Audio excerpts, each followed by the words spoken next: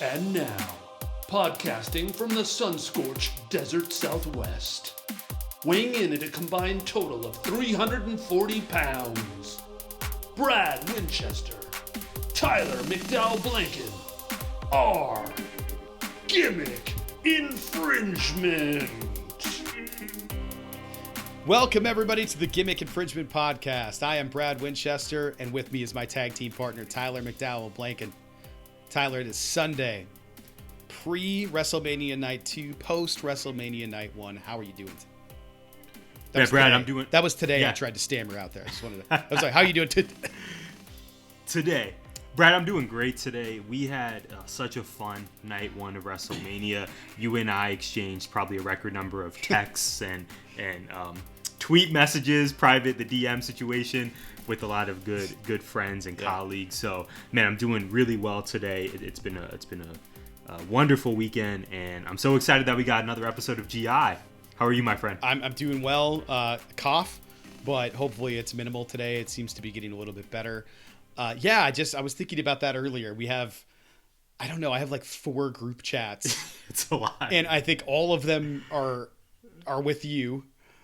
We can't escape each other. DMing on Twitter, texting back and forth, Facebook Messenger. It's just, it's absolutely wild. Yeah, shout out to our good friends, in no particular order whatsoever. Ben Anderson, Mike Steff, the voice of GI, Alf Bergeson, Alan Ramich. I'm probably forgetting 1 or 2 names because we got like Jabari and Mojo, who we kind of talk wrestling to once in a while. It's a total sausage fest, by the way, for all of these. I was just going to say that. It's a total sausage fest. Just a lot of dudes. And every once in a while, you give me updates from Carlos. Shout out to Carlos. Shout out to Carlos. We love Carlos, man. Yeah. Zach Pomeroy as well, Marana High School grad, loves wrestling, and we talk occasionally. Devin Walters. Man, so many names, all dudes, again, like we established. But my takeaway was that everyone was really excited about last night and really just about the week of wrestling that we've had. I think the passion is so clear. It's exciting. Great time to be a pro wrestling fan. So, dude, I'm on a roll today. Just absolutely. You were on a roll. The beard looks great, by the way, man. I feel like we got a before, which is me, and then an after, which is you here. I feel solid. Like as the beard grows, it's pulling out my cognitive abilities, and that's what's happening here. I'm just slowly breaking down internally. Listen, we have so much to talk about. We have our questions. We also, I don't know if we're going to get to everything. Tyler, ROH this weekend. Yeah, that's on our... I think we have that slated on our what did we miss, but I had a feeling we were not going to miss the news there. ROH clearly now is intertwined with AEW news. I think it's going to be a consistent part of our GI talk. Yeah. Samoa Joe is all elite. Wheeler Yuta is making a case for the most improved wrestler of the year already. Yes. A lot's happened. FTR won the ROH tag titles over the Briscoes. And then the Briscoes were attacked by the Young Bucks. We're getting FTR versus Young Bucks 2 this week on Dynamite. Yeah. I just, so much stuff happened. I can't wait for the documentary for them to tell us how the Young Bucks were both on Rampage and at the Supercard. I don't know how they traveled that fast. I'm excited to find out. Exactly. Meanwhile, Jonathan Gresham is just hanging out there. We're waiting to see him on AEW because most would tell you he is one of the best in the world. I'm not as well versed in his match catalog as others, truthfully, but it seems like he is just there, and we're just waiting to see him on a Wednesday or Friday episode of AEW. And I'm sure it's going to rule when it happens. They're bursting at the seams with talent. This ROH acquisition feels like it's just right. With TK having 2 shows during the week, one of them usually taped. The Dark and Dark Elevation is an option, especially if you're going to keep the win-loss records straight. But you can't put all talent there all the time. You're not going to be able to build them because people aren't watching that stuff unless they're like hardcore fans like you and I end up watching everything. ROH, hopefully they get a TV deal or hopefully they get a streaming deal on HBO Max. That's what I was gonna say that. I think that would make all of us as fans extremely happy. Yeah, Brad, it's man, I just think of how much energy last night brought to WWE, particularly Cody. Well, first, shout out to Becky Lynch and Bianca Belair for putting on an absolute banger. I know this isn't exactly the episode of GI where we'll delve into that's coming a little bit later on this evening. But they put on a banger. I think that'll absolutely be a match of the year contender. Cody is now in WWE, which at least last night on the timeline, just I felt completely reinvigorated the WWE product. Yes. Maybe that's me being a Cody shill, but I will accept that. I've been a shill since the inception of this podcast. But like you said, AEW not just kind of taking it on the chin and just saying, okay, well, we are number 2 after all. Let's just continue to be in our lane. I think this ROH deal is going to just be huge for them as they continue to develop. Yeah, I completely agree. I think same as you, I reacted to. I'm thinking about a pod we did several months ago, or maybe less than that. I don't know. Or we're done with WWE and we're not watching WrestleMania. We're never done with Yeah. WWE. Let's be honest. And the thing is that, do I hate some of their business practices? Of course. Do I hate that they do business with Saudi, given what Saudi's record has been the last, well, really as long as I've known them, but the last couple years especially. Yeah. Women's rights, just straight up murdering a journalist. Yes. Like, not awesome. Not awesome. No, but I'm trying to keep in mind that I'm watching a product that is purely entertainment value. They are not a political entity, even though they are the largest single contributor to Donald Trump's campaign. That's not great either. But it's not any person per se. It's the company itself. So I'm not going to be like, oh yeah, Big E definitely was a contributor. Yeah, I think like a lot of people that do the keep the politics out of sports things. I kind of want to be ignorant of all of this stuff. It's easier to be ignorant of all this stuff. But last night I wasn't thinking about it for a second. I was just enjoying the show. It was so good. I thought and we're going to talk about this in a post show. But I just imagine if Tony Khan had the booking power with WWE's talent and production pool. I saw you. I forget if that was a tweet or in one of our several message groups. Hard to keep it straight now, yeah. I recall you mentioned, and you've really had that opinion for a long time. I mean, going back months. And I would tend to agree with you, especially when WWE, I feel, hit an absolute home run last night. I think that's a really astute observation by you. And actually, the last couple of Raw episodes, there's been some absolute just stink fest spots, segments, matches, whatever you want to call them. It's been trash. And then in between that, you get one of the best tag team wrestling matches I've seen on Raw, maybe ever. And a bunch of really good stuff mixed in with it. So the way they built this Seth storyline, the way they built this KO storyline has been an absolute masterclass. Seth Rollins built a storyline for his WrestleMania opponent without having one. Right. I meant to text you. I saw this in the package. I didn't see it live on Raw, but that Seth Rollins visit to Mr. McMahon's office. Yes. Could have been an absolute dumpster fire, but I thought it was so funny, man. It was great. When Seth jumped up on his table or his desk, and do you remember that look Vince gave him in character, of course, but that look of disdain popped me.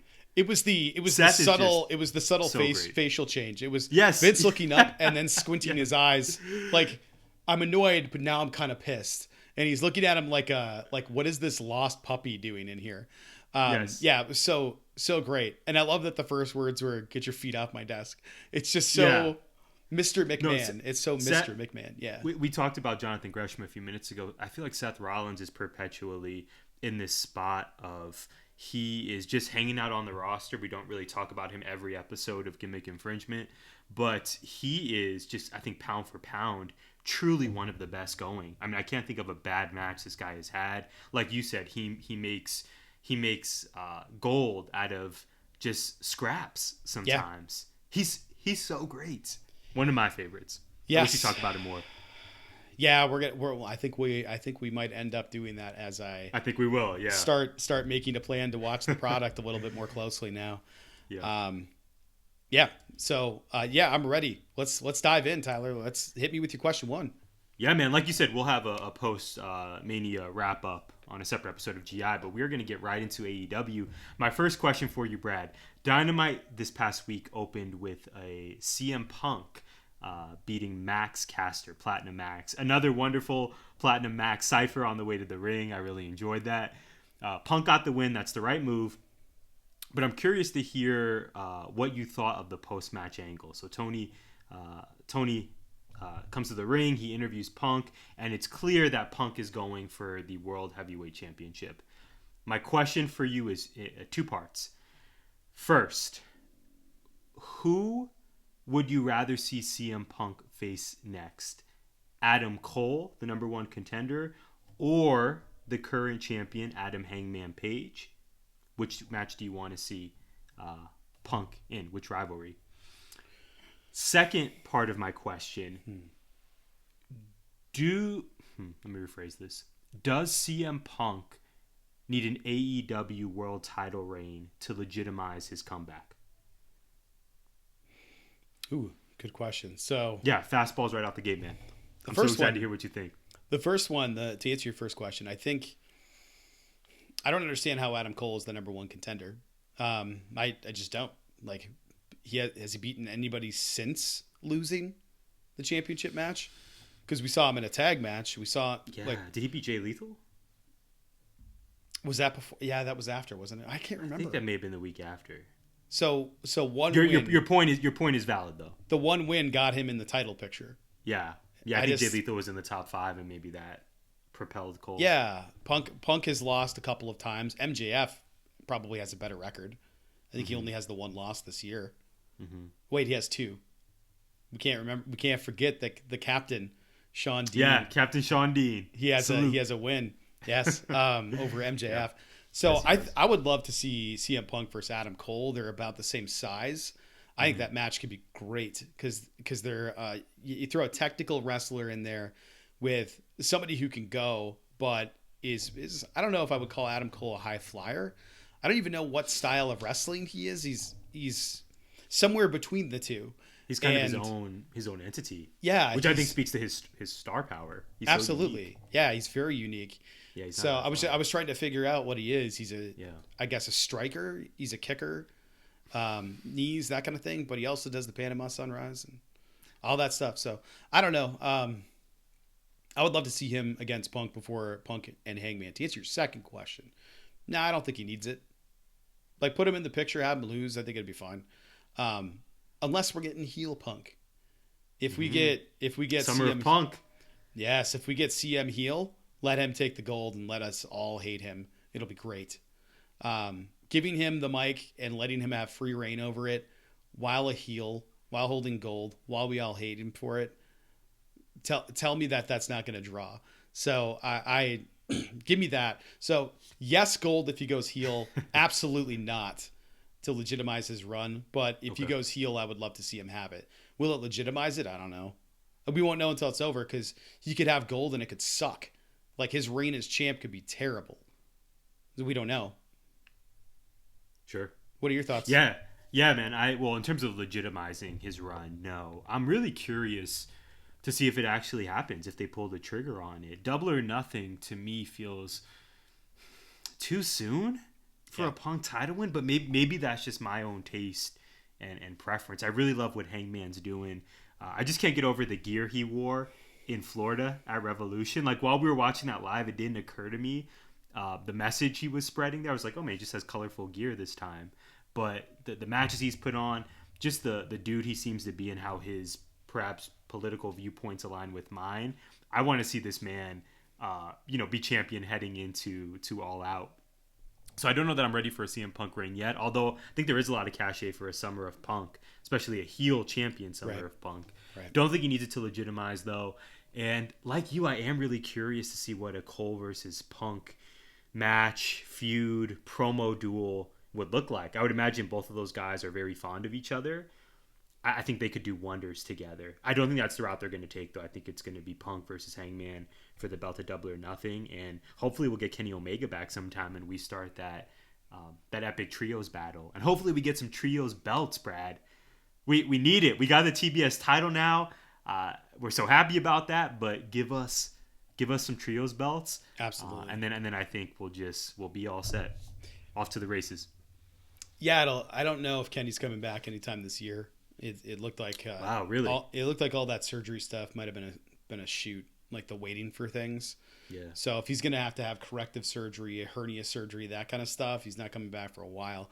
But maybe it's just the work. Maybe he'll be back tomorrow. I don't know.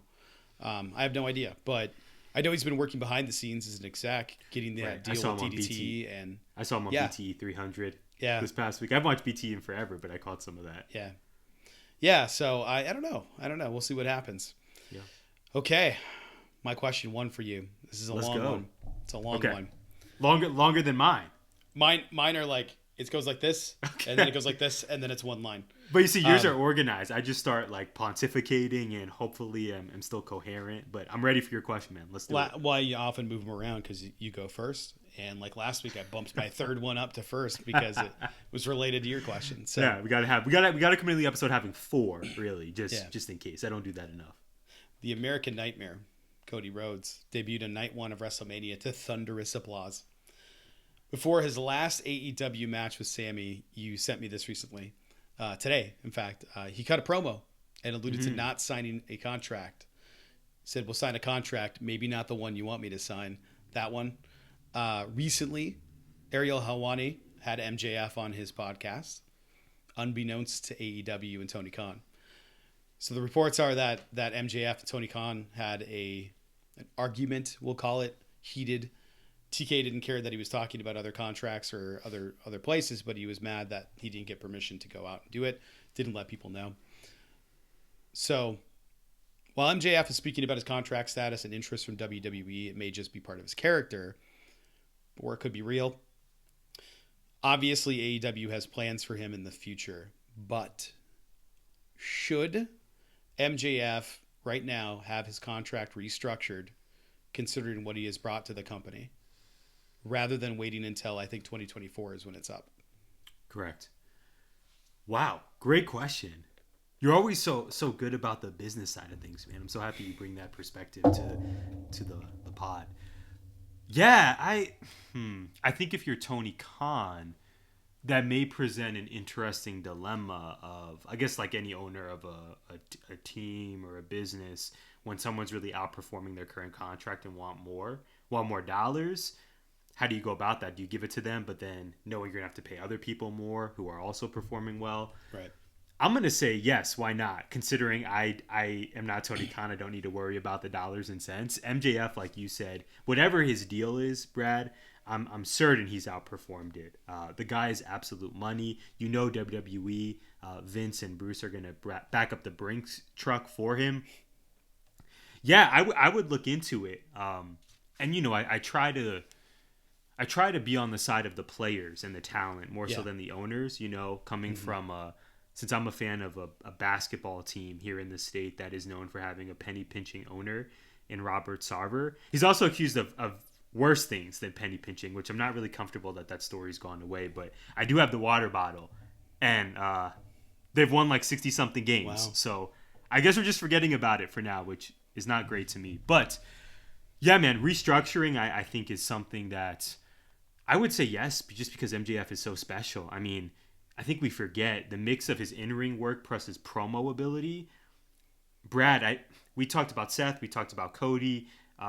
We love so many other performers. I don't know that anyone is touching MJF if you combine both right now, the promo ability and the in-ring work. And like, who would you rather? Who do you want for the next decade? Right. Given how young he is anyone competing with MJF for the number 1 spot? Truly, I don't think so, unless I'm totally missing someone. No, I would say yes for restructuring. He's a megastar. For those of you listening to the audio, please check out the video so you can see Tyler's props. Apparently, there are multiple today, and we've already seen a water bottle appearance. Really excited about that. There'll be at least 2 more. At least. Yeah, I'm great. I'm so excited. I am. I'm with you. What do you think, though? I'm with you, man. I think sign him now, restructure now. Give him all the money you possibly can. Now, I will say that budget seems to be a little bit of an issue, but we'll get to that later. Man, I don't know how you could justify not restructuring his contract. Lock him in, give him more, show them, put it through 2026, give him a boatload of money just to ensure that he's there for at least a while longer. But seeing the end of the line there at 2024, maybe TK is just going like, I'm banking on. So this is a question I wanted to ask, but I feel like it's way too soon. Do you see Tony Khan and company taking AEW public? Oh wow. Truthfully, I hadn't considered that. I'm gonna say no for now. Do you think that's on the table?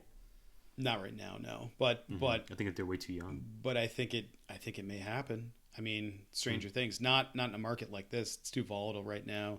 But we have all of this merch, a video game on the way, potentially a streaming deal. Has to be a streaming deal. Yeah. So it makes sense that they would take it public and bolster their revenue and their advertisers and their sponsors and really help grow financially the company, so that TK, I know that first year he lost a little bit of money, but now they've steadily been increasing as time has gone on, and advertisers want to work with them, those kinds of things. But I would love to see them. I really liked what Paul Heyman said about the company, that they're a long way from where WWE is. Absolutely correct. But I love Paul also saying like what they're doing is great for what they have, because it's absolutely how I feel about it. I love watching it. It's like watching independent wrestling, but it's not independent wrestling. While watching storylines and characters that I know, I'm familiar with, that maybe they were in Impact or WWE and that I know them, but they're doing something else. And I just appreciate that so much.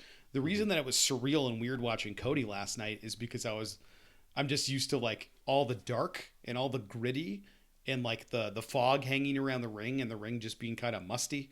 I don't know how else to describe it. With WrestleMania, you got this polished blue, beautiful glow all around everything while it was happening, which I thought ruled. But it was definitely staggering.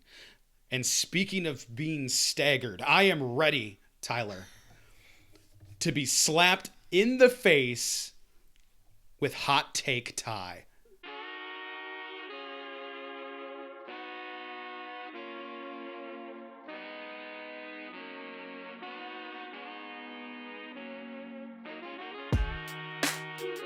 And now it's time for Hot Take Ty. Spicy.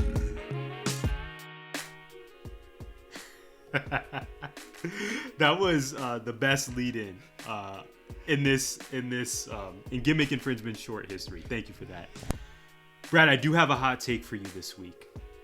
It's a personal one.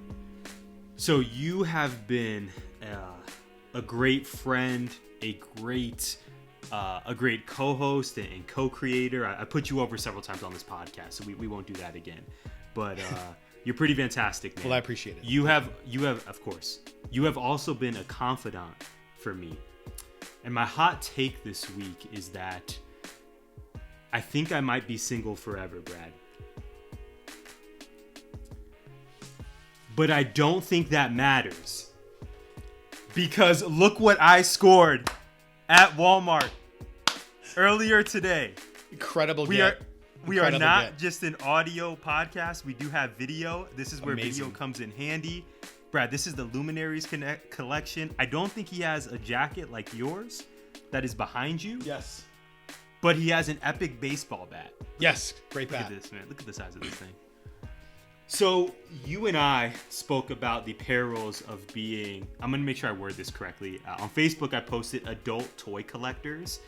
And then Mojo, fellow 19 member, got a kick out of that. And then I edited the post as soon as my thumbs would allow. We are adult men who enjoy collecting action figures.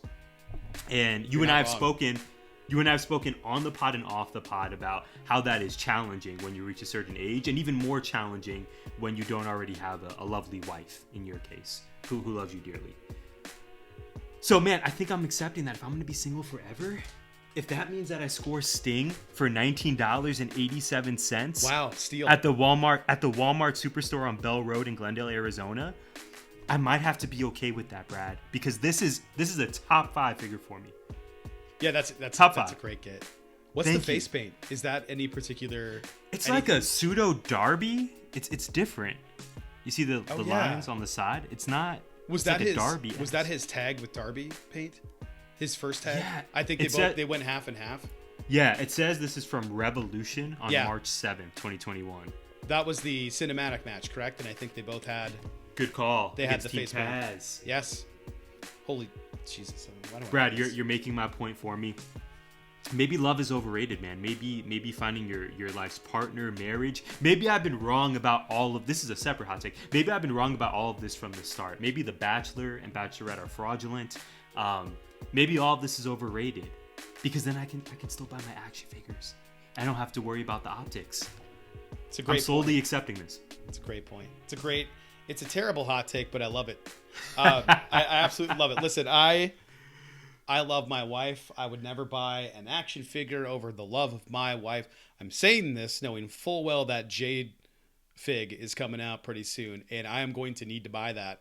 You And, haven't pre-ordered it already off Ringside. Oh, Collectibles. absolutely not. No, we are. Really? Listen, man. I'm shocked. Grass seed is expensive, and we're not even using grass seed. Shout out to Chuck and Cindy, Jess's mom and stepdad. They're buying a sod for the backyard, so we don't have to wait as long. But I still had to put in 10 sacks of compost this morning and 3 huge things of peat moss, and I had to buy a tiller and landscape edging and wood and screen and burlap and stakes and Cha-ching. string and cha-ching. gloves. It was like $5 million of money to put in dirt and grass. What the hell? So I don't have room for Jade in the budget. I did actually in the back on this wall. I was going to start creating some art for it today with coffee. I don't know if it'll be on this wall or if it'll be next to it on the other side, but I ordered a couple of coffee bean bags that coffee comes into roasters. One from Brazil and one from Colombia. And I thought that will look really cool back there, especially giving it a shout out to the Small Town USA podcast, giving it a travel vibe to it. But it was like $6 for each of those things on Etsy. And I felt really guilty when I saw the shipping was $20, and I just Apple paid it. damn. I just bought it. $20. $20. I don't know if it's coming wrapped in platinum or what, but it's way too expensive for shipping. But we're getting them. It'll be cool. Yeah, it'll be worth it. But I know. I gotta look. And if I'm spending $30 on that and getting a look, there's no way I'm ordering a $30 Jade Cargill. Exactly. Yeah, man, that Jade looks so cool. I know we got Thunder Rosa as well. CM Punk is in an upcoming line. We have to make sure we have that action figure fund ready. Yeah, I'm gonna have to start subbing. Yes. Yeah. Seems very likely. Brad, question 2. I've got mine all set. Are you ready? Let's go. So this one makes me really happy, and hopefully you will feel the same way. We saw 3 of your favorite talents, I guess 4 of your favorite talents technically, on this week's programming of AEW. So simply, I would like your thoughts on the current booking and storylines of 1 or 2 or all 3 of these talents, because I know your love for each of them runs so deep. Here are your options. We have the aforementioned FTR, who defeated the Gun Club. Great big rig, by the way. Yes, on the incredible. taller son. Not Austin. Whatever the other guy's name is. Colton. Yeah. Thank you. Great theme music as well. Oh, it's so good. We have FTR. Shout out to their gear, by the way. Outsider inspired. We have Jamie Hayter, who defeated Sky Blue in the Owen Hart tournament. And then we have the one and only Danhausen, who unsuccessfully tried to put a curse on Hook for the second week in a row. Those are your options, Brad. I would love to know your updated thoughts on the current booking of 1, both, or all 3. FTR, Jamie Hayter, and Danhausen. I love what they're doing with Danhausen because he's injured. He's still recovering from a broken leg. He might be back soon wrestling. And I hope it's with Hook. I would love to see them tag together. Really? That's a plot twist. It would be so confusing. I think it would be must-see television because you're like, here's this killer monster, and then also there's Danhausen trying to curse people from the corner while Hook does all the work in the ring. is pissed at Danhausen perpetually, but they win the tag belts or something. Imagine the merch opportunity. Oh my God, it would be amazing. Danhausen and Orange Cassidy are a natural fit together. They're both comedy. They're both Orange Cassidy we've seen work. I don't know how much actual wrestling you've seen Danhausen do. He's very much a Hurricane Helms character in that he does a choke slam and has no business doing one. I love it. I absolutely love it. I love that he's under the ring. I think it's great. It's a great way to highlight his character without letting him re-break his leg or anything. Jamie Hayter, glad she's getting some shine here. Glad she's being, I don't want to say she's being pushed, but I don't want her with Britt anymore. I'm over it. Let her do her own thing. She's awesome. There's stuff she needs to work on, but mostly in the promo department, specifically because I never see her do it. And FTR, I think, is being booked perfectly. You can't have them have the belts forever. Like, right. FTR is the best tag team in probably the world right now. I don't know that anybody could convince me otherwise. Because what do you make of the babyface turn though? You and I are always going to root for them, as are I think most of the IWC, because we know they're pros. But are you feeling good about them not being the awesome heels that they always are? I love it because they're still going to be badasses. They can still be FTR the way FTR has been without being total assholes. They'll still be assholes. The snot rocket to the crowd that Dax does. Yes. Yeah. Probably not going to see that for a few months. Yeah, but you might see it had somebody standing outside the ring. So like, true. I feel like not a lot needs to change. They can be Stone Cold. You know what I mean? They can be that gray in the middle, but everybody wants to see them win. Hook's a bad guy. Hook is a villain. Hook is a heel. That dude is over as hell. Yeah, he really. I meant to ask you that last week actually. Hook, the way he handled the QT certificate of achievement. And realizing that Hook is walking through the heel tunnel, I was like, man, this kid is an absolute heel. Yes. He's just crushing Aaron Solo's skull on the certificate for really no good reason. Like, I don't know if I should be rooting for this guy, but he rules. Yeah. Like, he's kind of a jerk. Yes, absolutely. Like, so great. But FTR coming in the Outsiders gear. And then FTR wrestling in Ring of Honor, wearing Ring of Honor inspired gear. That was so good. Yeah. All of and then it. the hug with the Briscoes at the end. The hug with the Briscoes at the end, the Young Bucks. Because the last time we saw FTR versus the Bucks were the baby faces. Right. And now we're getting it reversed, and I can't wait for this. You know, that match is going to be probably a match of the year contender. It'll definitely be a tag team match of the year contender, if not just match in general. After last night, WrestleMania, it's going to be tough. There's so many good matches this year in all of the different brands. AEW especially, but WWE, that triple threat tag team match was so good with Alpha Academy. And we're getting it again. I was going to say, they're running it back. This one may deliver even more. I can't wait. It's a bigger stage. It's a bigger moment. They're going to have more time, I think. Yeah, I think the reports out they're going to open the show. Sorry, they're going to open the show as well. I hope so. I can't wait for that. So, like, wrestling is in such a good place right now. So, love what they're doing with FTR. Love what they're doing with Danhausen. I don't really love what they're doing with Jamie Hayter. Because they're not really doing anything. The only thing that they are doing right now currently is putting her in the Owen tournament, which is great because she got to win. How about you? Yeah. Well, first of all, I've been thinking about this for like 5 minutes. Did I say Owen Hart or Owen Wilson when I led you into this? Pretty sure you said Owen Wilson. Wow. Part of me thinks I said Owen Wilson. What? Just like man, the whole I'm crowd. They win. Call me on that. They win, and the whole crowd just wow. The Owen Wilson. Oh my gosh. The Owen Hart tournament. Yeah, part of me thinks Jamie will both have huge noses. Yes. Part of me thinks Jamie will make it relatively far, but perhaps Britt costs her in some way, whether accidental or purposefully. And then that's when we start our Britt versus Jamie. Because to me, clearly, much like Wardlow and MJF, that's when Jamie becomes really made, especially in her case, is if she turns on Britt and just becomes an absolute just creates havoc on the women's roster. Yeah, I agree with you. Danhausen, FTR, probably stronger booking currently, but I think the potential for Jamie Hayter to really break through this year is just as high as those guys, if not more so, because I don't think she's as well known as those three currently. Yeah, it's in a good place. It is now time, though, to check on another place. We're going to check on the state of 19 media. It's time to talk about what's going on in 19.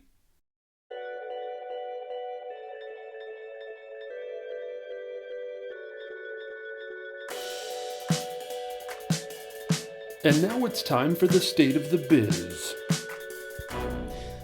Shout out to Jessica Winchester, the best wife in the world, and I definitely wasn't told to say that, and one of the co-hosts of the Small Town USA podcast. You can check out their 2-part episode. They're focusing on true crime in small towns America, in small town America, and they had their second episode released last week. So check them out. Yeah, shout out to Jess and Carmen. Also, shout out to The Baseline, one of the biggest and best hoops podcasts out there. They have fresh content this week. This week, the Baseline crew talked to the Profit X, CEO. Warren Shaw spoke with Danny. I'm not going to try to say that word. Danny D, designer and founder of King Pro Custom Merchandise. My apologies to Danny D. On the latest episode of Dope Interviews. Moon Knight has arrived on Disney Plus, and the Blipped In crew have you covered. They preview Moon Knight and talk about the Miss Marvel trailer. Desmond Powell, friend of the show and fellow 19 member, dropped another episode of Hip to the Games. My apologies for having to say this. Check out his latest episode to hear his NBA awards for this season. Tyler will be reading this next week, so stay tuned. Man, I've got to say something here. That wasn't good. that was truly embracing the masses. What that was. We're just trying to show love to our colleagues.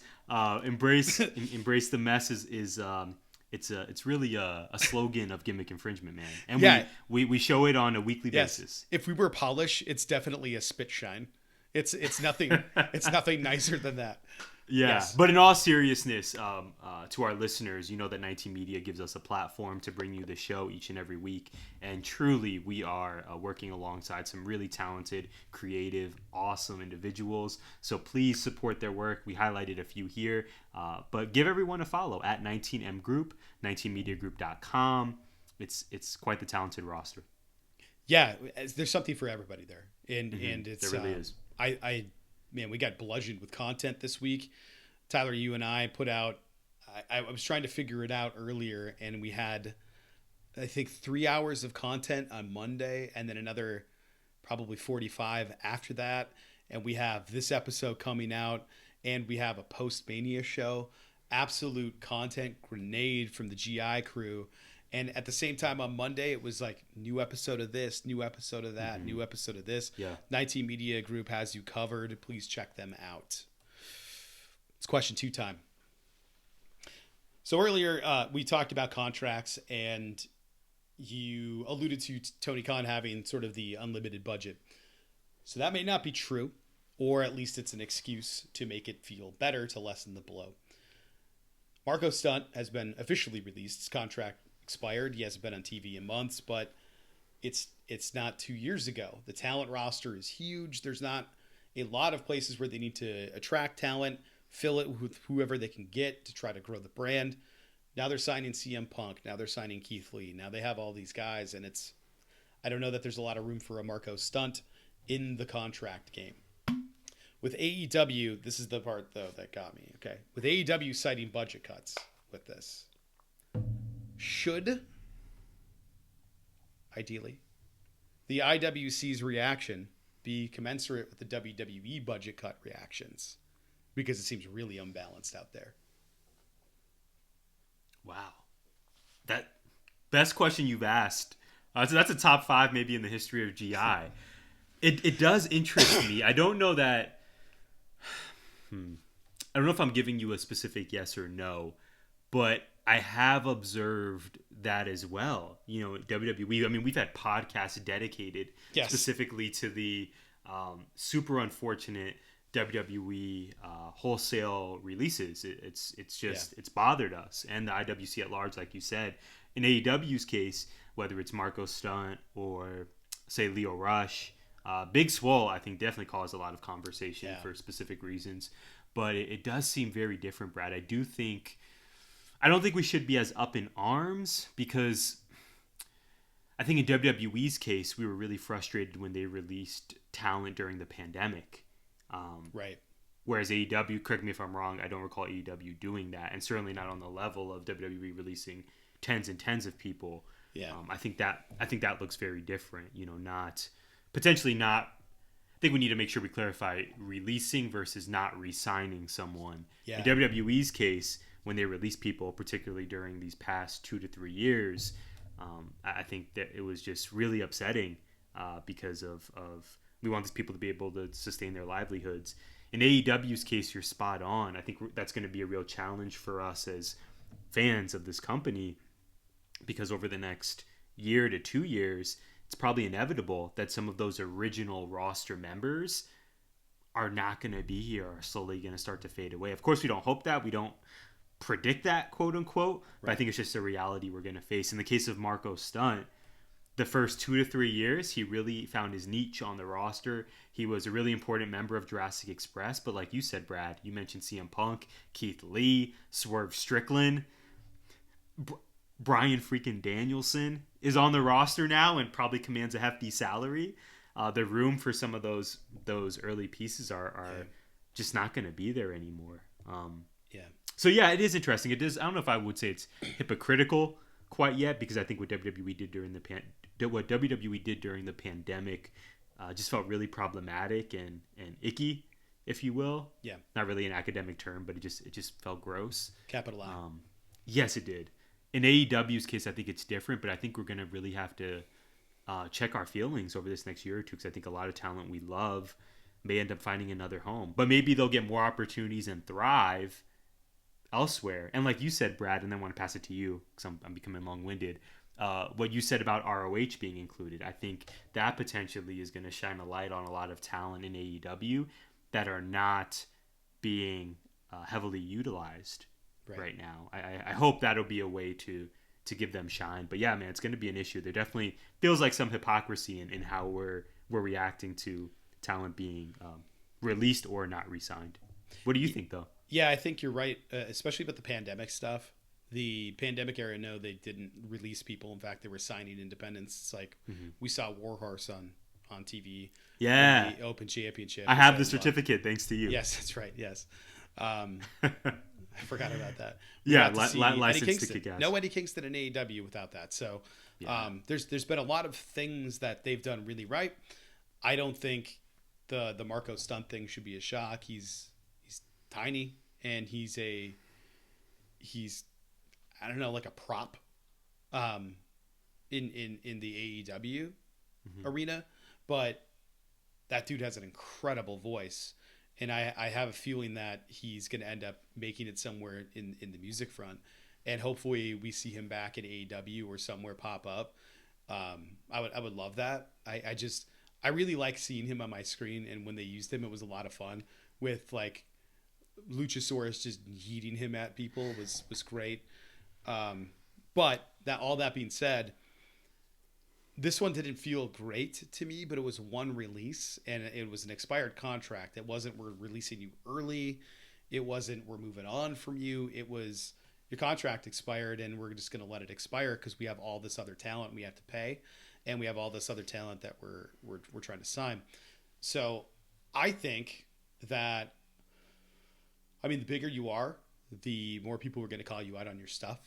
And WWE's the biggest. They're the shark in the pond, and I don't know that it's fair at all to call them out for this. But if AEW suddenly says, "Yeah, we're gonna have to let go of the entire Jericho Appreciation Society because we don't like their work," or something, you had a great point with Big Swole. That felt wrong, but that was a mutual deal. Like Bray Wyatt was shocking, but Bray Wyatt asked to be released. Braun Strowman didn't. He just got tossed. He got cut after WrestleMania. And all I can think about is, in a week, who's gone? Who's going to be available? Hopefully Mustafa Ali is cut in that time period. That would be great. I know he's still under contract, but it would be the time to cut if that happens. If he's not going to work, if he's just refusing. So, yeah, but they also know his value, it would seem, which is whenever that dude gets to speak about what he's going through, I know you and I are going to tune in. There's a simple fix here, Tyler. Throw in a cruiserweight belt. Mm-hmm. Put it on the main roster. Get rid of this 24/7 shit. Yeah. Does anybody actually respect that belt? No, it's garbage. I don't know who it's for. Are kids I don't entertained know by it? Akira Tozawa proposing to, was it Tamina? Yes, I read. And I saw who's that for? I saw people saying it's great comedy on there, and I'm like, no, it's mid '90s comedy, and it's stupid. Yeah, it's stereotypical. It's just you're gonna have the Asian dude that doesn't speak English very well, which I don't even know if it's true. It's just how you present him, who came out as a ninja at one point. The hell was that? Let's not forget that. That was highlighted during a Street Viking Profits versus Viking. Yeah, do you remember that? Yes. That was really and we love both of those talents. It's not a reflection on the talent, it's clearly a reflection on the creative and the booking. It was just so bad. I think we're gonna look back on that. I mean, we're looking back on it now, but I think we're gonna look back on that in like 10 years and say, oh my gosh, these two teams are so great. But what the hell was that program for a few months? They were playing golf. They were bowling. You also have to remember that was at the same time, right around that same time that we got Adam Cole in a parking lot match against Velveteen Dream. Man, right? Guaranteed future WrestleMania main eventer Velveteen Dream just totally disappeared from the face of the earth. Yeah, and with good reason. Yes. Man, 100%. You talk about a curious case. I've not seen a think piece or anything tangible about him in years. How do you talk about it? But if there ever is a time to do so, I'm so fascinated by that story of, you just talk about a precipitous downfall of someone who was just, John Cena, I think Instagrammed or tweeted about like this dude is a future WrestleMania main eventer. Yeah. He had everything, and then he just inflicted harm on people and threw it all away. Yeah, he's gone. And I haven't thought about him in a long time, man. Good call. I saw it pop up. I think it was one of those parody accounts said like, coming soon. Velveteen Dream is choosing his narrative. Controlling. Okay, I thought that's where you were going. Controlling his narrative. Yeah, controlling his narrative. Oh my god. I that wouldn't shock me actually. No. I don't think that's complete satire. No, the dude's like 27 maybe. That's what's so alarming about it. Yeah. That it's a plausible thing. Kind of pisses me off. But Tyler, I know something pissed you off this week. I have been waiting for this for I don't know, a couple of days now. I am so yoked. We don't have someday when you have kids. We don't have back in the day today. No. We don't have time for that. We have time only for Tyler's promo of the week.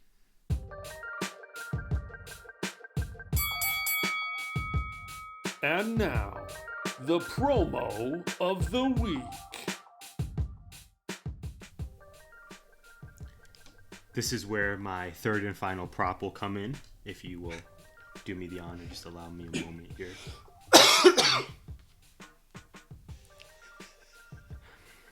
So Brad, these are crooked, by the way. This is messing up my promo. I need to get these adjusted. Brad, I tried to schedule an eye exam with the company I've been with since I was 14 years old, the one and only LensCrafters. So at this point, Brad, I'm not even going to direct the promo to you. I have to direct it to LensCrafters directly. LensCrafters, I scheduled an appointment for an eye exam a week out. I've shared on the podcast. I am looking at getting contacts. It's probably time to get new frames. The usual.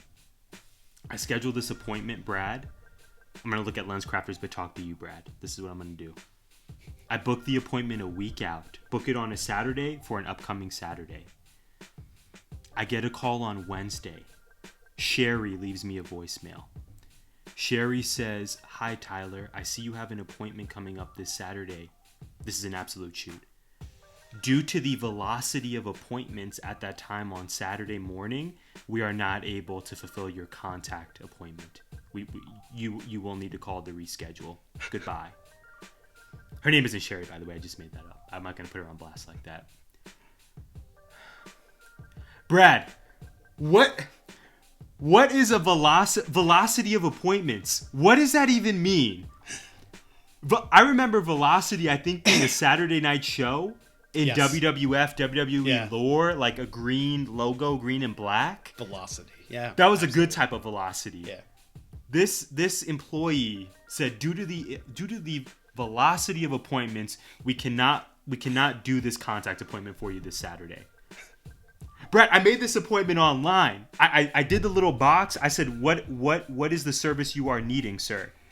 I specifically put eye exam with or for contacts. And then they call me and say, we can't do this. That promotional malpractice. Yeah. That's like promising us Cody, and then you throw out Shane. WWE at least had the common sense to not do that. So, Brad, I was fired up at this voicemail. I didn't even hear the voicemail until like 24 hours later. I just missed it, right? So I get this voicemail. I'm fired up, and I call them back. First thing, right? I think this was Friday morning. I leave a voicemail for him, Brad. They never responded. We're recording this on a Sunday. No one ever got back to me. So I'm just assuming they canceled my appointment, and that was all. Unbelievable. But I didn't stop there, Brad. I went into the DMs of Lenscrafters. I left a Google review, first of all, because that's always effective. 1-star Jones. And then I DM'd Lenscrafters. I said, hey, I've had nothing but great service with you all for damn near 15 years. But I have an issue. I don't feel valued, goddammit. And I just want someone to hear me. Do you think they got back to me, Brad? Of course not. No, they did not. What? Brad, velocity of appointments. The fuck is that? What does that even mean? I just cursed on there. I'm probably never gonna get hired by another principal. My favorite. But part it's the right principle now of this, Brad.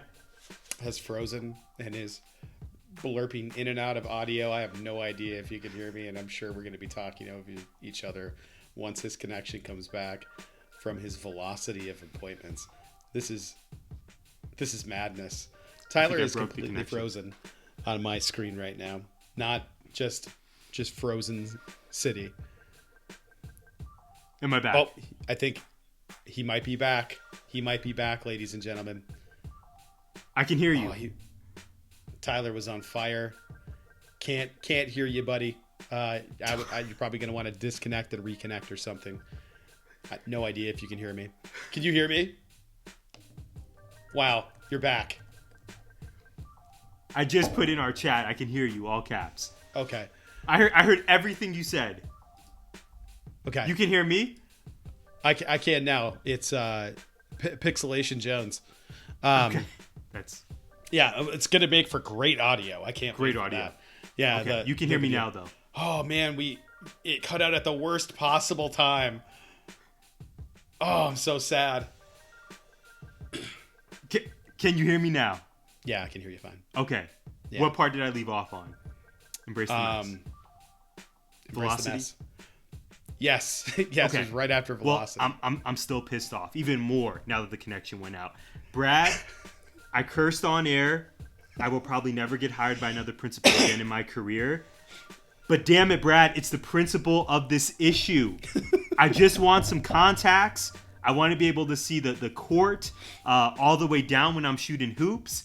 And Lenscrafters is infringing on my ability to do so. They did not call me back. I don't feel like a valued customer. And they will be hearing from me, Brad. This is ridiculous. This is a travesty. And they are not getting my business. So your man signed up with JCP Optical. April 16th, I have my appointment. They accept my insurance. We're going to be good. Amazing. But Lenscrafters, you did me dirty. I don't even need... I can see clearly now. You're out of here. Bravo. I'm just gonna go ahead and clap. I can see veins popping through foreheads right now. The blood pressure has risen. If Tyler, I don't know if you're wearing a smartwatch. I imagine it's beeping right now. Listen, okay. Number one, Warby Parker. Don't get your lenses from JCP. Yes, thank you. Yeah. I forgot to mention that. Warby Parker. Yeah. You said good things. Yeah, and if you want to go get them, like actually go into a store, they have one up by you in Scottsdale. At least it's closer. We have one now in Tucson. But pro tip for anybody listening, that if you're spending like $400 on glasses because you got to buy the lens, like the insurance gimmick is really just a discount card. It pisses me off.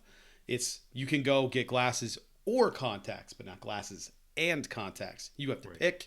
Bullshit. Right. But the glasses thing, man, mine are high index because I have a really strong prescription.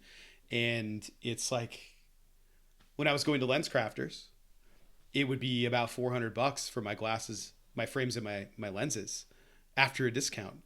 And it's like, no, I can't do that. It's $130 for everything at Warby Parker.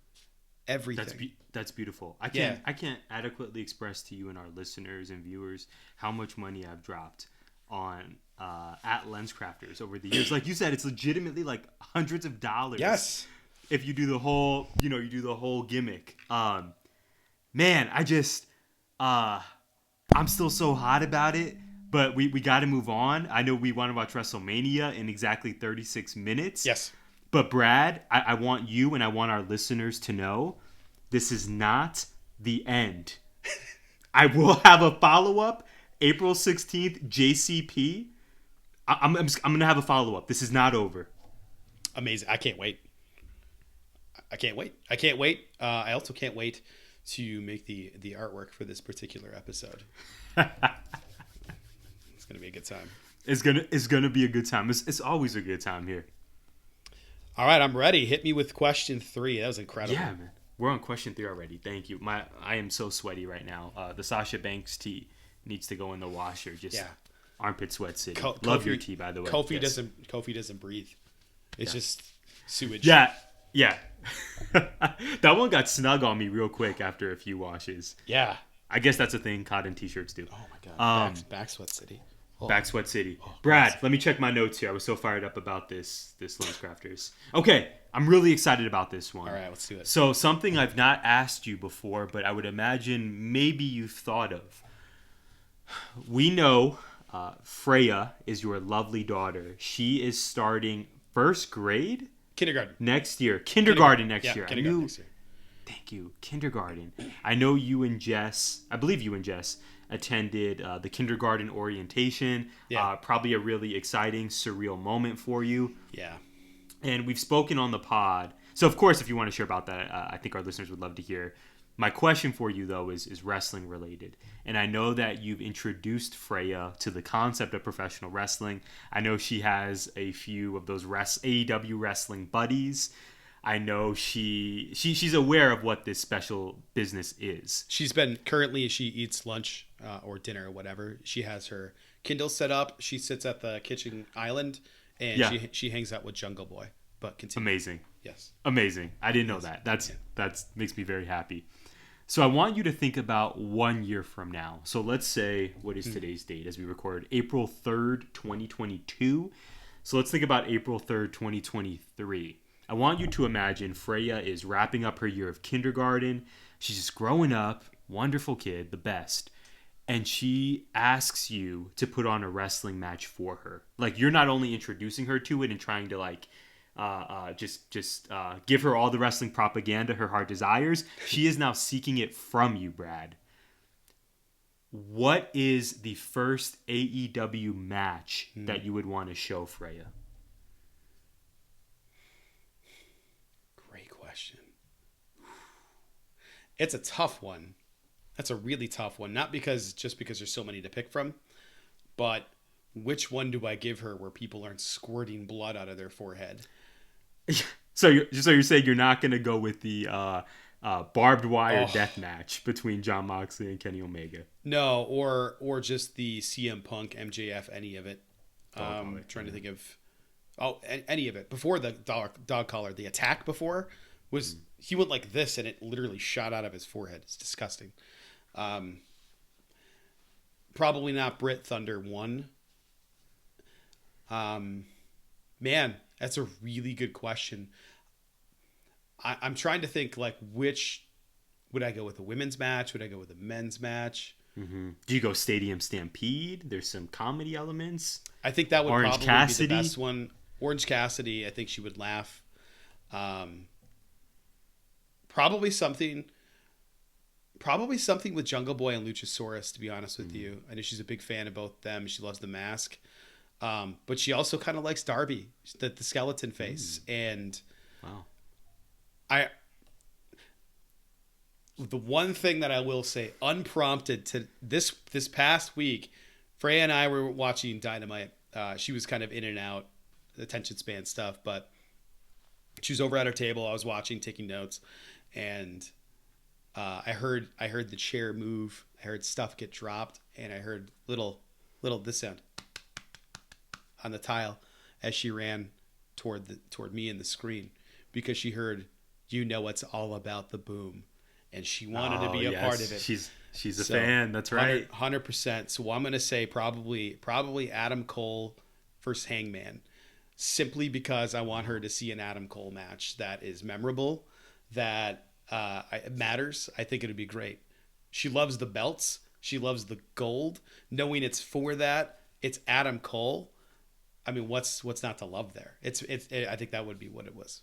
Yeah. That's beautiful. I'm just going to throw it out there, man. I'm going to speak it into existence. We need to revisit this conversation 1 year from now, April 3rd, 2023. I can't wait. I hope her love for this just blossoms over the next few years. I mean, she's still so young and probably has other interests right now, but yeah. I hope wrestling stays close to her heart. Yeah, I hope so too, man. I'm actually pulling up my calendar right now. So that Well, we're going to do this. Oh, hell yeah. Let's go. April 3rd is a Monday. So I'm going to say April 2nd. April 2nd. Okay. And I'm going to add it to the calendar and I will invite you. Let's go. Let's see. I can do this in a minute. In the meantime, let me ask you my last question. My first question. I hope the kindergarten orientation went well, by the way. And then it must have been just a mind-blowing experience. Yeah, it was really something sitting out there. I very well established, even during this pod, while I couldn't concentrate on the pod long enough because I had to go make a calendar invite, which I'm probably going to not do this on my Mac because it's too complicated. I very well known that I have ADD, and not a little bit of it, like all of it. And sitting on this kind of this staircase ramp up to the second level, there's a big concrete staircase that goes down to the ground floor in this kind of common area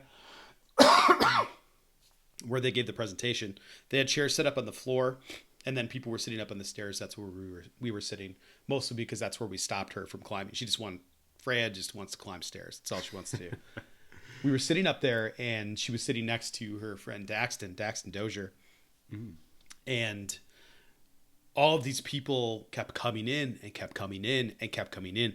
We have babies, slightly older siblings, brothers fighting. Dude, it was nuts. It was the most insane Royal Rumble. Yeah. Yes, it was like maybe 15, 20 minutes tops for the whole presentation. And then we had a tour and we got to go look around and look at all the stuff. A lot of people dipped out because they've been there before. I have not, and it was really cool. Jess and I got to go walk around the building, but it was just absolute madness. I was every 2 seconds I was like looking at something, going, "Oh, what do I do? How do I make it look like I'm paying attention?" Because I was struggling. But it was surreal watching her go into the classroom, and I just kept thinking, man, this is a classroom. Wow. Yeah. So yeah, it was really strange, but it was really cute. We were in the car getting out, and she said, "Mom, Dad, I'm a little bit nervous," and it was just so sweet. She said that, wow. And then she was kind of quiet and a little bit nervous, and sitting down and quiet and just sitting like this, all hunched, and you could tell she was a little bit scared. Then she saw Daxton and wouldn't shut the hell up the rest of the time. That's beautiful. Yeah, it was so great. So like having somebody she knew was going to be there. Daxton looked a little apprehensive too when he came in. They saw Freya and he was pumped and awesome. yeah, so really excited for her. I'm feeling a little older, feeling a little sad that chapter is closing, but really excited for what she's going to become and what she's going to become as a professional wrestler. I was gonna say, Nightmare Factory, the Nightmare School. You've enrolled her, class of, man, what's going to be like 2040? Maybe? Yeah, probably something like that. Yeah. Okay. Yeah, she doesn't know it yet, but she's doing it. The end, and I'm sure I have the full support of my family. Jess included, foremost. Sure. I think I'm ready for your question 3 now. Thank you for that update, though, man. I'm just so excited for you. Like you said, it really does feel like a new chapter of parenthood. So I hope it's exciting. And it is. Man, I just can't wait for the updates. Exciting, terrifying, beautiful, all of it. Not going to miss the I have to leave by 4:45 at my school or I get charged $1 a minute time. That's a thing. That's going to be nice. Yeah. As they steadily decrease the time at which it's open. But yeah, older kid. It's going to be different. It's just due to the velocity of kids they have to take care of. Yeah, just so many kids coming at you. 80 miles an hour, apparently. Yeah, exactly. Coming out of a slingshot. Yeah, it's just a policy, yeah. This is a very simple question. Straightforward. I don't know what the answer is. I don't know if there's anything really to go on this. We got Toni Storm. Yes. Bro, we got Toni Storm. She's here. I was so hyped. I know I texted you immediately. Yeah. I was so excited. I had very limited exposure to her. I had to go back and watch some stuff, NXT UK stuff, and then obviously NXT main roster.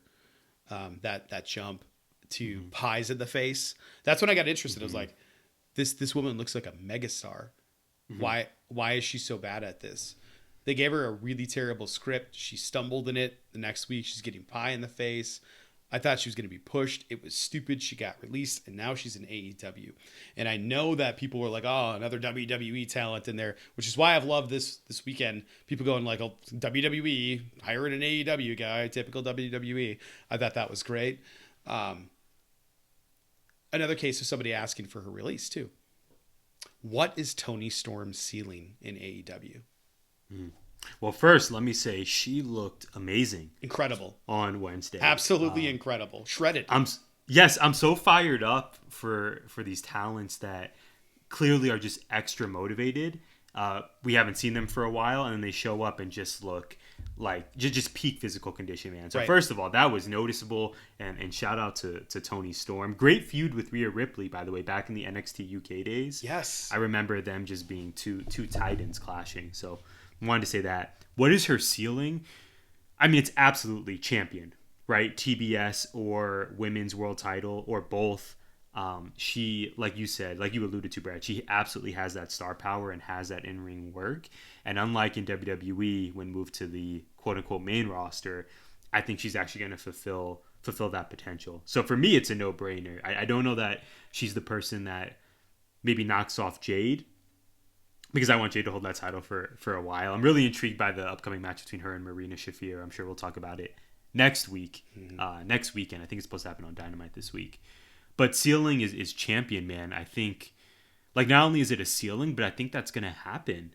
You know, I'm going to guess maybe not immediately, but a year from now, April 2nd, 2023, we're going to talk about Freya, and we're going to talk about probably Toni Storm's title reign. She is awesome, and I'm just so happy that she's in AEW. I think that was a no-brainer to sign her. Yeah, man. They need women, and they need diversity in women, and I don't just mean racial diversity. They just need people that look different. I think that they're starting to get a talent pool together that is feeling better and better, but they still have like this hodgepodge of pros and performance center people that never finished the performance center part of it. I don't know how to say that without sounding like a dickhead, but it just feels like people that aren't quite sure of their character yet, or aren't as confident in the ring as maybe they will be in a year or two. And then you also have all these other talented women that are like, yeah, we're ready to go. Let's do this. And I think some of the best workers I've seen have been in dark, but women anyway, and it's specifically the Japanese wrestlers, but they're not going to do promos. Most of them can't speak English very well or at all. And it's just not going to end up being a promo thing. But Sheeta is so good, man. I want to see more Sheeta. Future double champ, yeah. 2-time champ. Needs, yes. I wouldn't be mad if Sheeta's the one to dethrone Jade. I think that would be, wow. I would love that. I think that would be a fun feud. I think Sheeta could make her look like $1 million. Mm-hmm. But That'd I don't be a know. hell of a match. But I also don't know how Serena Deeb hasn't gotten a title shot yet. It doesn't make any sense. Yeah, She's got on an undefeated streak this year. Yeah. She only had like one loss last year, and it was to Sheeta. I don't know if I'm ready to make an official prediction, but I would not be shocked whatsoever if Deeb is Thunder Rosa's opponent for the title at Double or Nothing. Right? I don't know how that interferes or intersects with what she has going on with Sheeta, but who else right now? Who else would you predict is at that level to face Thunder Rosa? Toni Storm? Maybe that's too soon. If we're going by the auspices of babyface versus heel, Thunder Rosa, mega babyface. Who is that heel? It's not going to be Nyla Rose. That's not going to be the pay-per-view match. It would be Deeb, right? Well, right now we have Nyla, and that's it. Britt, but I don't think they're going to run that back at Double or Nothing. Yeah, I hope not. It's got to be Deeb, no? Yeah, I don't think there is a Penelope Ford, maybe the Bunny, but ranking wise, they're not there, so they won't get the shot. I think that's a dynamite match. Deeb is the only one right now that makes any sense.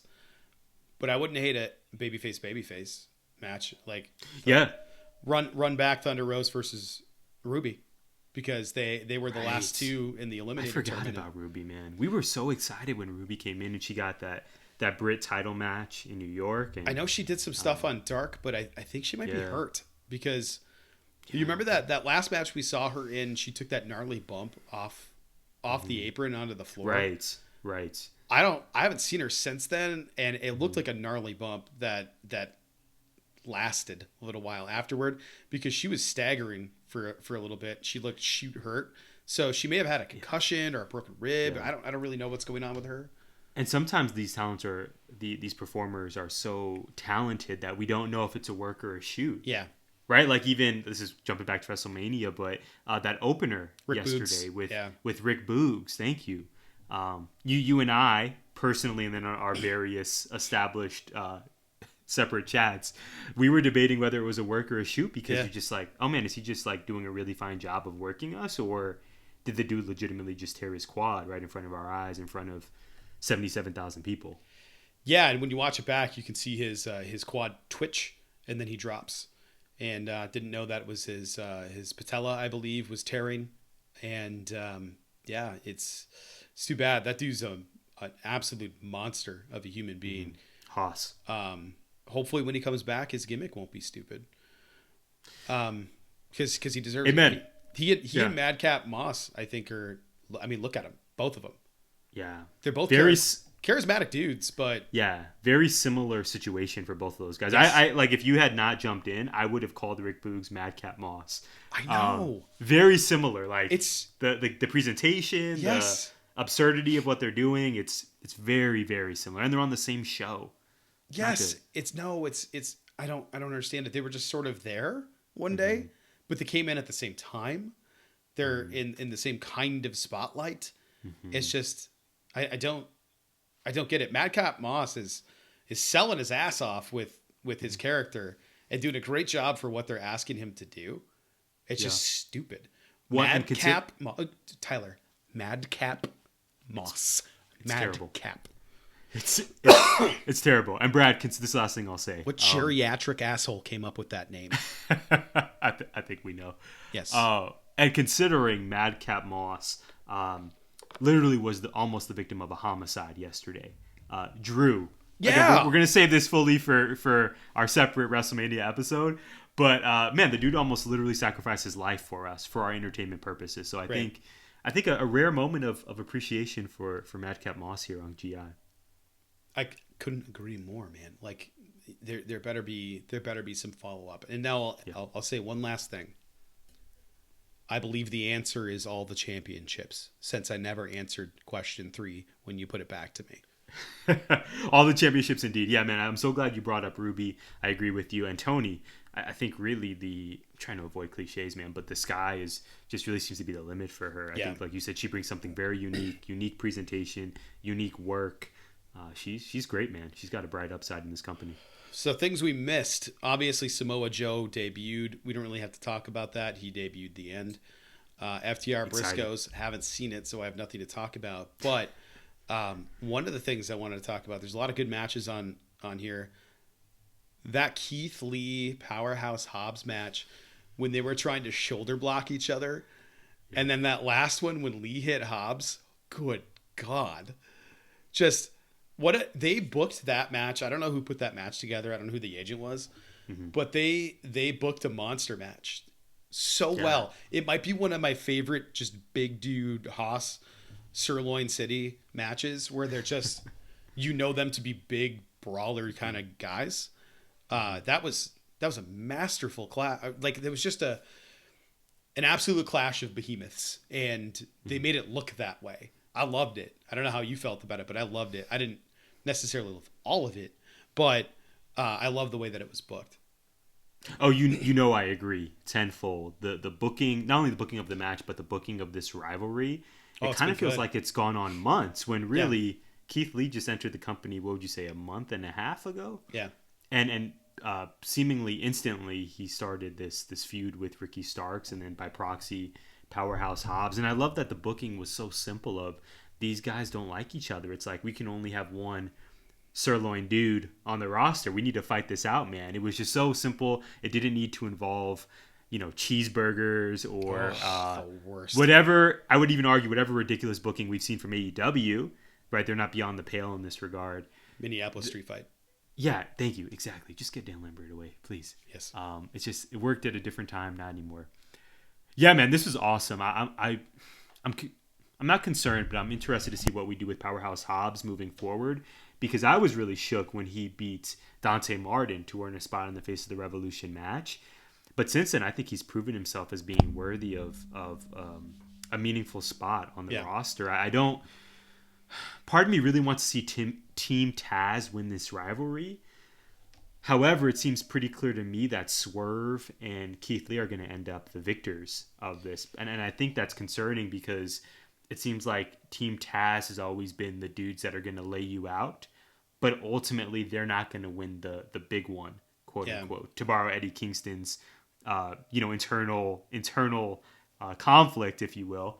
Shout out to internal conflicts, and shout out to all of our English teachers out there. Shout out to you, Brad. I worry that Team Taz is not going to... Yes, I worry that Team Taz is not going to win this ultimately, and I think they really need that signature rivalry victory. I don't think that's going to happen ultimately. But this match ruled. So happy for both these guys. You know my love for Keith Lee and my growing love for Hobbs. Sirloin City, awesome. We get Ricky, we get Swerve. I love everyone involved in this. Love Taz, all of it. Yeah, great stuff. Andrade beat Darby.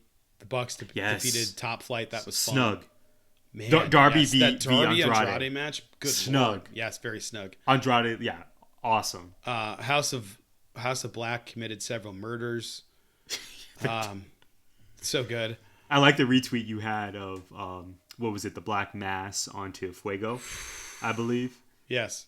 Yeah. Being decapitated. Yeah. Yes. That was it. So, one thing I hated about this was Santana Ortiz, Eddie Kingston, they return. I loved it when they pulled the curtain back and they were standing there. Huge pop for me. Did you pop before that when it was, you want Daddy Magic? Oh. Do you want Daddy Magic to check behind the... Well, let me check. You were so right about the Savage. Nothing. Yeah. Like, does it... You want Daddy Magic to peek? It's just doing this. Yeah.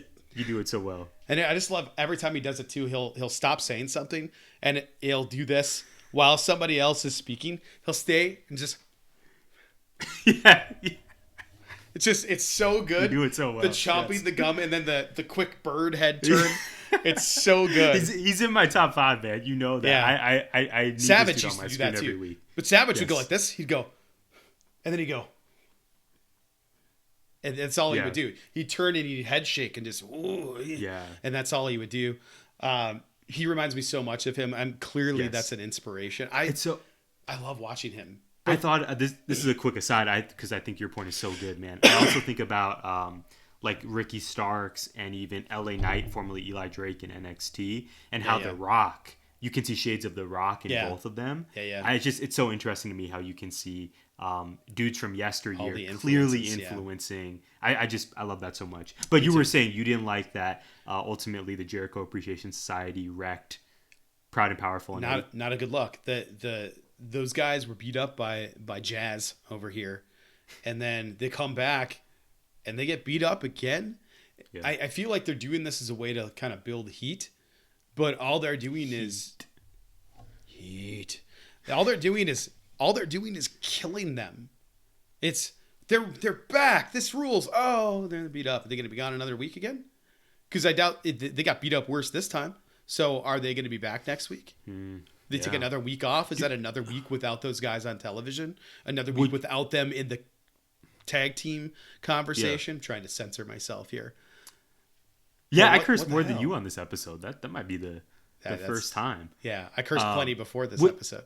Let me ask, would you feel differently in, let's say, 2 weeks if this leads to Kingston and Proud and Powerful bringing in 2 dudes yet to be named to face off in a 10-man or Stadium Stampede? Let's say it's, I don't know, Cesaro or just 2 dudes who you would end up loving. Do you think there's hope that this could change your mind if it leads to that? I hope so. I really do. And that's what I was going to say is, obviously they were going like, well, they have the numbers over here. So who do they get? I don't know if there's an answer to that. I feel like they're going to get somebody that's already up on the roster. That would probably be the more sound choice, yeah. Yeah, I just don't want it. Like, who do you put in there? Yeah, who? Well, the whole guys is Jericho appreciates Jazz. Let's say that they're embracing being sports entertainers. So who would embody being a pro wrestler? Maybe that's safe for Blackpool Combat Club, but for me, Okay. I would say Homicide. If you could bring back like Homicide and Hernandez from TNA days, the original LAX, but I don't think that would make much sense. But on are this they? product. You probably have a better idea. Who are they working for right now?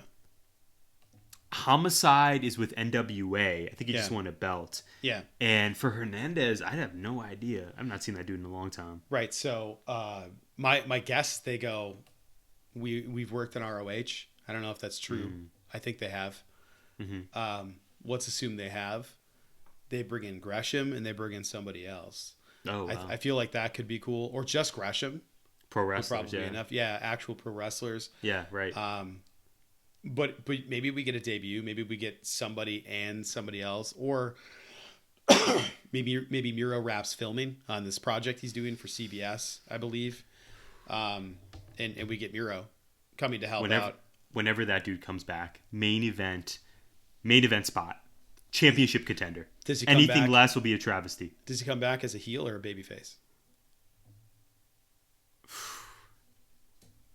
That's tough. Yeah, I love heel Miro, he's so good. but you know he's gonna get a huge reaction. Yeah, I want heel Miro though. I do. I do Miro too. versus God. unless he can do it in a way that's like, I don't know, if he can keep his character and still just be over, Yeah, I'm good with it. yeah, same here. Like that, give me what he is, even if we love him for it. Yeah, man, I don't know. Yeah, finally, Brad, I don't know how much more you have on your What Did We Miss, but I think we got to give a nod to Wheeler Yuta.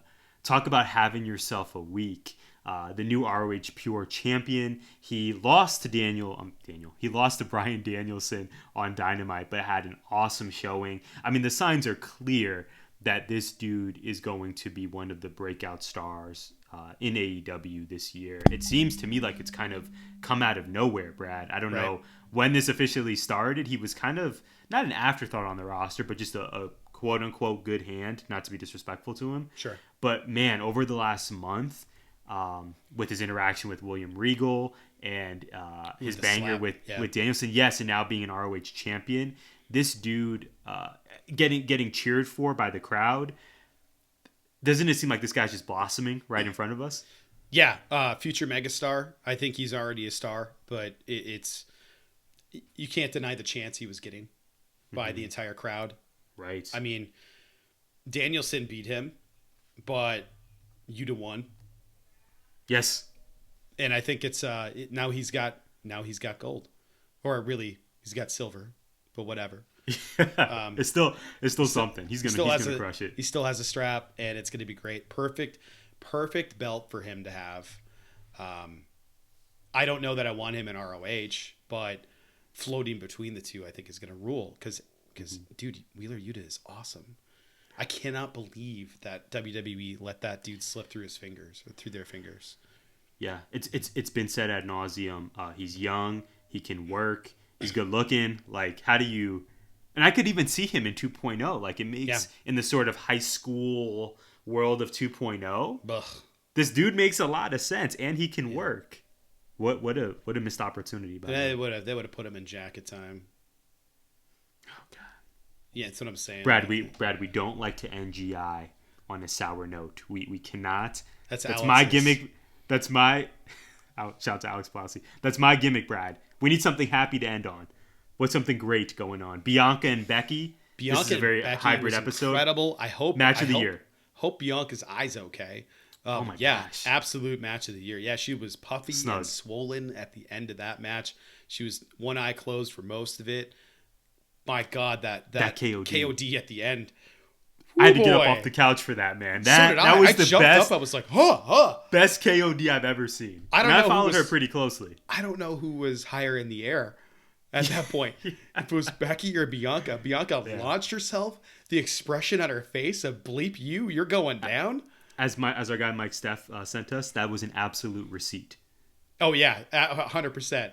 Yeah, Becky Lynch is going to flower and blossom from that ring because her ass got planted at the end of that match. Yeah, it was so good, top to bottom. They told a story. It all made sense. It was awesome. I loved that match. I think that was match of the night for me. I loved Seth versus Cody because of all of the stuff that it meant and what we got. But the pacing of Bianca Becky was ridiculous. Yeah. You sent me all gas, no brakes. Yes, you couldn't take a breath. You close your eyes, you're missing something big. Or you're missing just incredible reactions by both of these women. They kicked so much ass last night. I don't even know what to say at this point. I'm not going to say anything else. Incredible match. Yeah, I love wrestling. Brad, you want to give our plugs before we get out of here? Absolutely not. But I will. I'm just kidding. Okay. So we have a website, gimmickinfringementpod.com. You can follow the good folks at 19 Media Group at 19M Group. That's right. 19mediagroup.com. You can check them out there. You can get me at Windduster on Twitter and at Tyler J. McDowell for Tyler on Twitter. Tyler, I'm at 984 followers. I just got to get over that hump. If I get to 1,000, bro, 16. Wow, that is doable. I was at 986 the other day, but I had to block some fools. Don't be racist. Let's see. Yeah. Is there anything else? I don't think there's anything else. Check out the YouTube page if you haven't been there yet.